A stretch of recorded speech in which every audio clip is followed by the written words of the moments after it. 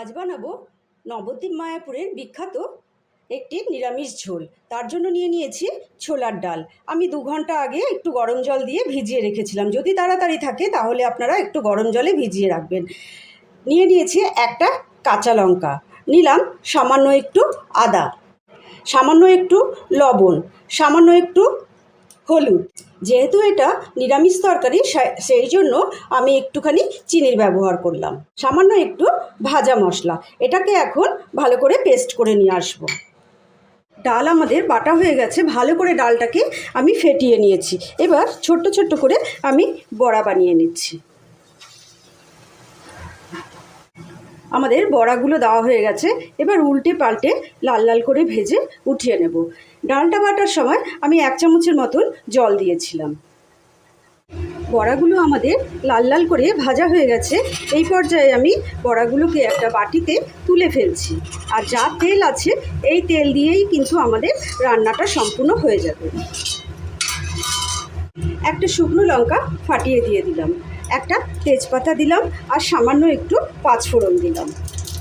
কোনো তরকারি বসানোর আগে সামান্য একটু হলুদ দিয়ে দেবেন, তাহলে কিন্তু তেলটা ছিটে আসবে না। আমি এখন এখানে লম্বা লম্বা করে আলু কেটে নিয়েছি, আলুটাকে দিয়ে দিলাম। আলুর কিন্তু খোসা ছাড়ানো হয়নি। নবদ্বীপ মায়াপুরের যে খাবারটা তৈরি হয় সেটাতে কিন্তু আলুর খোসা ছাড়ানো হয় না। তারপরে দিয়ে দিলাম সামান্য একটু মিষ্টি কুমড়ো। তারপর দিলাম আমি রাঙা আলু একটা ছোট্ট। গ্যাসের ফ্লেম আমাদের লো আছে। এই সময় আমি দিয়ে দিলাম ছোট চামচের 1 চামচ আদা বাটা।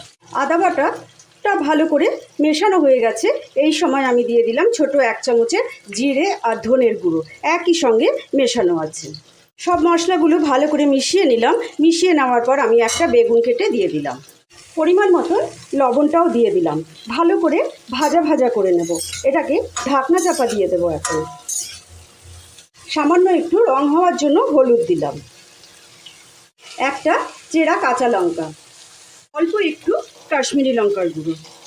গ্যাসের আগুন লো করে দিয়ে এবার ঢাকনাটা চেপে দিলাম, যাতে মশলাগুলো সম্পূর্ণ মজে যায়। সবজিগুলো আর মশলাটা ভালো করে মিশে গেছে। এই সময় আমি একটা ছোট্ট টমেটো দিয়ে দিলাম। টমেটোটা দিয়েও ভালো করে আমি মিশিয়ে দেব।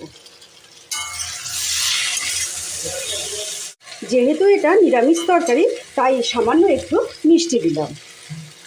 মশলার কাঁচা গন্ধ চলে গেছে। এই সময় আমি জল দিয়ে দিলাম। বেশ অনেকটা জল দিতে হবে, এর মধ্যে বড়াগুলোও দেওয়া হবে। এবার আমাদের তরকারিতে টকবগি এসে গেছে। এবার সজনে ডাঁটাগুলো দিয়ে দিলাম, আর দিয়ে দিলাম বড়াগুলো যে বানিয়েছিলাম বড়াগুলো। এবার লো ফ্লেম করে একটু ঢাকা চাপা দিয়ে দেবো। আমাদের নিরামিষ তরকারিটা কিন্তু সম্পূর্ণ হয়ে গেছে। আমি একটু ঝোল ঝোল রেখেছি। যখন শুকিয়ে ঠান্ডা হয়ে যাবে তখন কিন্তু বড়াগুলো ঝোলটাকে টেনে নেবে। তারপর আমি একটু ভাজা মশলা দিয়ে দিলাম। ভাজা মশলা দিয়ে একটু নাড়াচাড়া করে এবার আমি নামিয়ে ফেলবো। গরমের দিনে এই তরকারির কিন্তু কোনো জুড়িদার হয় না, খুব ভালো লাগে খেতে। আপনারা অবশ্যই একবার হলেও বানাবেন। যদি ভালো লাগে রেসিপিটি তাহলে অবশ্যই একটা লাইক, শেয়ার, কমেন্ট, সাবস্ক্রাইব অবশ্যই কিন্তু করবেন।